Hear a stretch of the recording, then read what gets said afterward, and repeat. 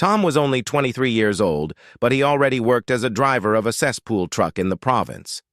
This job was considered decent since the youth did not have other options, even by rural standards.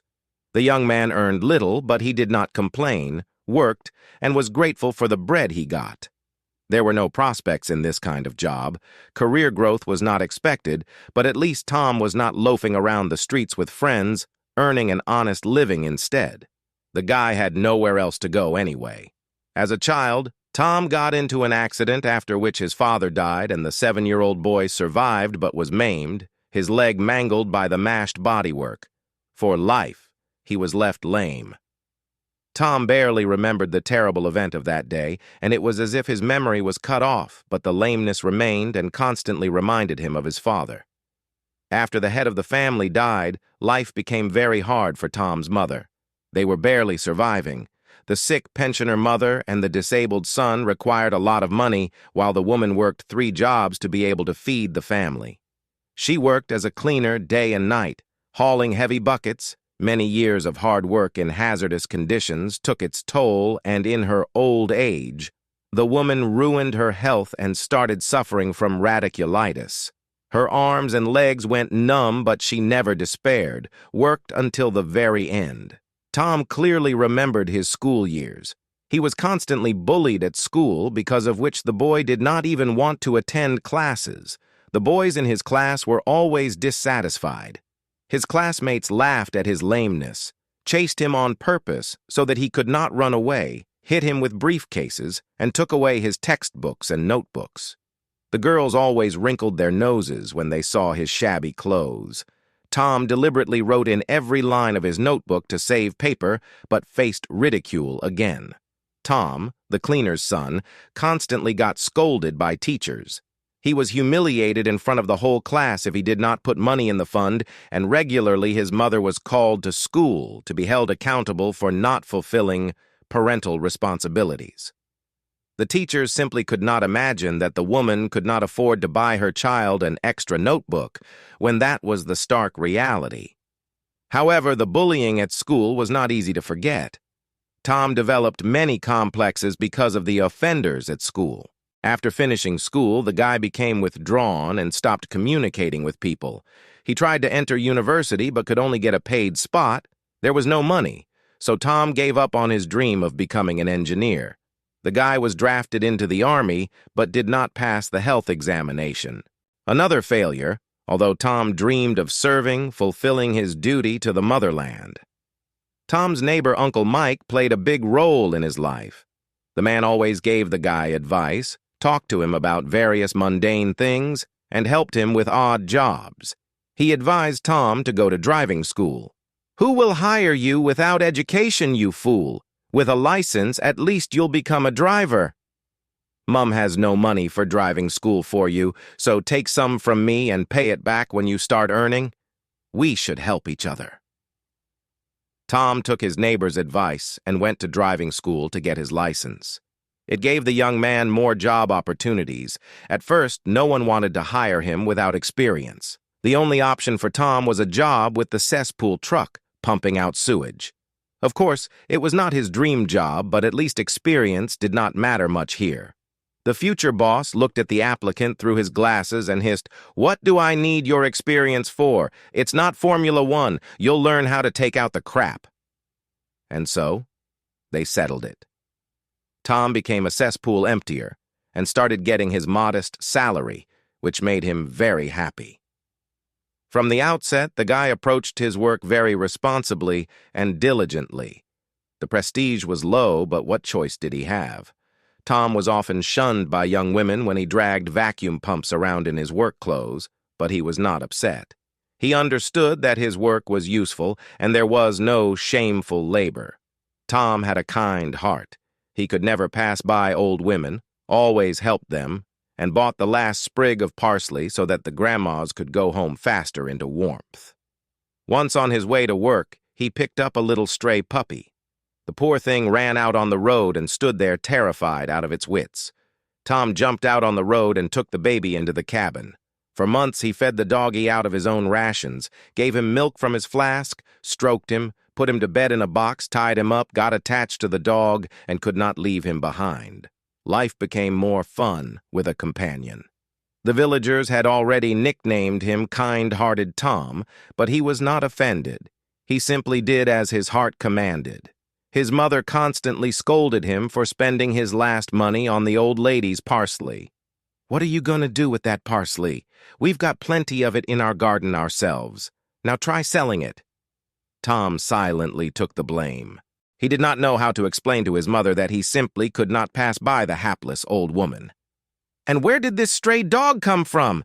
It will grow into a huge beast. What will you feed it? It needs meat, cereal, and bones. We barely make ends meet as it is. Tom, how can you be so soft-hearted? I just don't know." The young man knew who he took after. His grandfather was the same, who gave away his last scraps to strangers. He was shot by those he helped. Before his death in the hungry years, he shared his last crust of bread with an acquaintance who then bashed his head in and took away the remaining bread. It would seem there was an example showing that one should not be overly kind and trusting, but Tom believed in people. His mother could scold him for hours, but he was so tired after work that he would fall asleep in the hallway. Then she would tenderly pat his shoulder and say, "Go get some rest. You have work tomorrow." Tom obediently went to his room and collapsed onto the bed. In the morning, he drove to work right on time. Tom hated being late. Such was his nature. While Tom slept, his mum sat in the living room talking aloud to herself. "I've got such a kind-hearted fool. Who needs someone like him? Do girls like guys like that? They like rich, handsome, successful men, and you are a lame cripple with no money, only beautiful, kind eyes, and a sympathetic heart. You'll end up alone after my death, unwanted." But Tom was sleeping tight already, dreaming that a giant cesspool truck was falling through an enormous ice floe into the ocean. Early in the morning before dawn, Tom jumped out of bed, quickly wolfed down some scrambled eggs and a couple of sandwiches, and drove to the regional center. On the way there, it takes ages, but today the guy had 2 calls, so he could not afford to be late. Tom merrily whistled to himself the jingle from the coffee commercial and drove carefully without speeding. He did not like thrill-seeking. He simply did his job and enjoyed it. Driving around a turn, the young man saw a scantily dressed girl standing on the roadside who was desperately trying to stay warm. Her lips were blue, her bare legs too. She kept rubbing her body with her hands, but clearly she was on the brink of passing out. Noticing the car, she frantically waved her hands, asking him to stop. Tom stopped the car and ran up to the girl who was only in her underwear. The girl blushed to her hair roots and started speaking in a hoarse voice chilled by frost. "Help me, please. Don't ask what happened. Long story, and I'm so cold. Please help me." Tom hesitantly looked at the scantily clothed girl out there in the woods. It only took him a second to make up his mind. He took off his quilted jacket and threw it to the girl. She gratefully took the jacket from Tom's hands and looked askance at him. "Don't you have spare pants?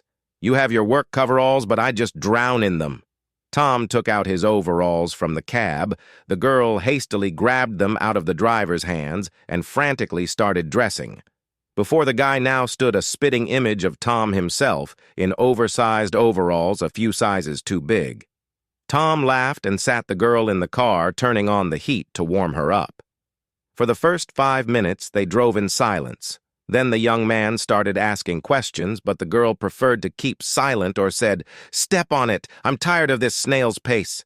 Tom finally stopped questioning her and mutely drove on, glancing at his companion out of the corner of his eye. As Lisa warmed up and came round herself, she introduced herself and started a conversation, though, without providing too many details. But the chat turned out to be quite pleasant. Tom even started feeling sympathetic to the girl and realized that she was not some night butterfly. At least it seemed so to him. Out of the corner of his eye, he noticed that Lisa had quite well-groomed hair and a fresh manicure on her nails. Her teeth were white and even. She clearly took care of herself. Lisa fidgeted in her seat and asked Tom to let her make a call. I need to give my friend a ring. Tom felt an incredible sense of shame. The thing was that for months the guy had not topped up his phone account in order to save money, and now the balance was zero. But confessing that was embarrassing. Or maybe he just imagined Lisa giving him a contemptuous look, as if he was the only person in the world without money in his account. Lisa continued, "Can you drive me home? It's not far from here, please. I clearly won't make it there myself." Tom knew he would be late for work and use up the company's gas, but still reluctantly agreed. He felt sorry for the girl, though, still not understanding how she ended up practically naked in the woods. Lisa gave him her address, and Tom turned left onto a forest road. The address turned out to be a luxurious two-story mansion located in an elite cottage village. The girl got out of the car and asked the driver to honk. A tall, gray-haired man jumped out of the house. Seeing Lisa, he rushed to hug her, screaming, "How did they let you go? Are you hurt? Lisa, is anyone out there? I'll go get my gun." Lisa was hugging the man and crying together with him, then wiped her tears and said, "Calm down, there's nobody there. I know my way around here. I saw them all and even memorized the car number plate. I was taken to an abandoned village nearby. There's an old ramshackle house ready to fall apart any minute. They kept me hostage there. Didn't feed me at all. Threw me a piece of bread, and then I asked to go to the toilet. So they took me to the old bathhouse and closed the door. I moved a tub to the door and jumped out of the window in the bathhouse since I only had my underwear on. Ran barefoot through the woods until I reached the highway, stood there until you came along in your work vehicle and picked me up, gave me clothes of your own." The millionaire heartily thanked Tom for helping his daughter. He invited the guy into the house and offered money, but the young man refused, explaining that he helped the girl not for the money but out of kindness. The old entrepreneur liked the young man's pride and realized that Tom had feelings for his daughter. After saying goodbye to Lisa and her dad, Tom drove to work. He had a lot of explaining to do for being late, but he felt good inside for doing a good deed. A week after the incident on the highway, Tom read in the newspaper that the criminals had been caught red-handed. On the front page, there was a photo of Lisa and the perpetrators being led out of the old house in handcuffs. The girl showed the police the place where she was held hostage. Foolish kidnappers did not even think to change location and remained there until the police arrived, hoping that Lisa would just get lost in the woods or freeze to death.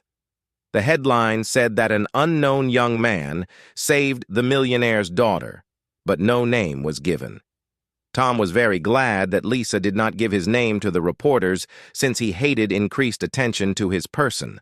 The whole village would be talking about him, which for Tom would be a nightmare. After work, he came home and was very surprised to see Alexis parked by the gate. Lisa's father was waiting for him in the house, sitting at the table drinking tea with pies, while Tom's mother, Yelena, was fussing about him, asking, "Would you like some more tea, John?" He once again thanked the guy for saving his daughter and offered to work for them as a driver. "It's not fit for such a guy to be a cesspool truck driver. You'll drive Lisa around on errands, and we won't stint on your salary." Tom happily agreed to change his occupation. The young man's life was gradually improving. He enjoyed working for the Johnsons and was their loyal assistant, and Lisa really liked him. She had initially noticed what a nice-looking guy he was and asked her father to hire him as their driver. After receiving his first paycheck, Tom bought some new clothes and started looking even better. A perfect groom. No one made fun of lame Tom anymore. Everyone saw him as a successful young man who had suffered adversity and prevailed. And if you like the story, please support me by pressing the like button, and to find out when new interesting stories come out, subscribe and press the bell.